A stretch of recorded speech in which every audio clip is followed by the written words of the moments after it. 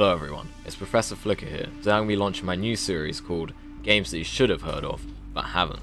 In these videos, I'm going to be reviewing underrated games and telling you some stuff about them. Most of these games will be free to play, and so if you like what you see in the video, then you can go and download them straight away. It is worth noting that I am on PC, and so not all of these games will be available on Xbox or PlayStation. The game that I'm going to be telling you about today is called Sector's Edge.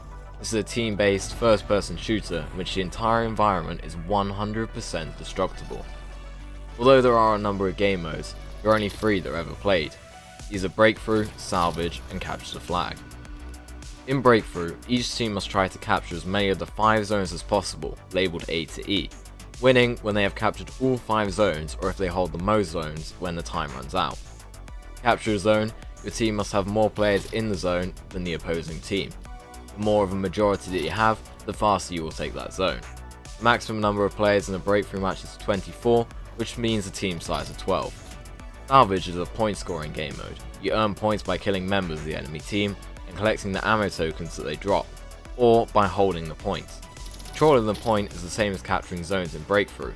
You must have more of your team on the point than the opposition. After a while, the point will switch location and both teams will then attack the new point. Capture the Flag has many similarities to Breakthrough. It is played on the same map and has the same team sizes. However, as you might have already guessed, instead of trying to capture zones, both teams are now trying to steal the enemy's flag and get it back to their base.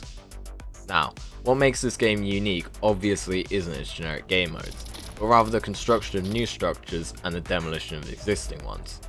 As I said earlier, everything in this game is 100% destructible, meaning that instead of trying to go around a piece of cover, you can literally go straight through it to get to your enemy. Or, you can use walls as a means of escape, taking it into them as a way of evading the enemy. This idea of delving into the existing environment to avoid being shot can be seen most clearly in the Capture the Flag game mode, in which players will often dig huge tunnels underground all the way to the flag. However, you can also build in this game which balances out the destruction. Now, I know what you're thinking. Ugh, not another Fortnite. But don't worry, this isn't anything like Fortnite. Some people have tried to build those enormous skyscrapers and it doesn't work. Instead, building is a very small but effective part of the game. In your lobby area, called the ship, you can design up to 9 presets to use in game. However, you must be careful as you only have a limited number of blocks that reset each time you die. So if you build the great big bad cube of badness, you'll only be able to build 1 each time you respawn, which will make you look very silly. Instead, you should design smaller buildings that you throw up as a piece of temporary cover before moving on when it gets destroyed. The final thing that I really like about Sector's Edge is the way that the loadouts work. You can choose from a selection of guns and perks to make a loadout that has a power rating of 15 or lower. This allows you to create loadouts to fit your playstyle. You can have as many loadouts as you want, so I like to create different loadouts used on different maps and for different tactics.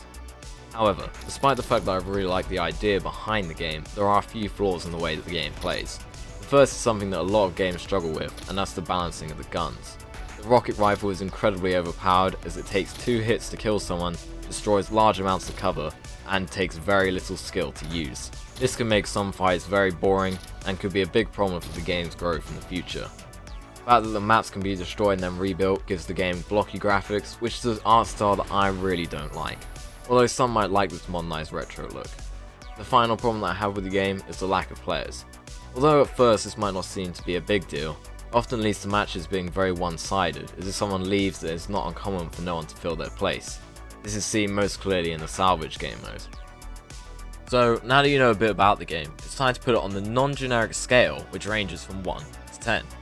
And in true non-generic fashion, I decided to give Sector's Edge a 7, as it's a game you'll dip into every now and then for some fast-paced action, however it won't become anyone's main game. And it's free to play on the Steam store. You might as well head over there now and pick yourself up a copy. That's all from me today, thank you so much for watching. If you enjoyed today's video, please consider liking and subscribing.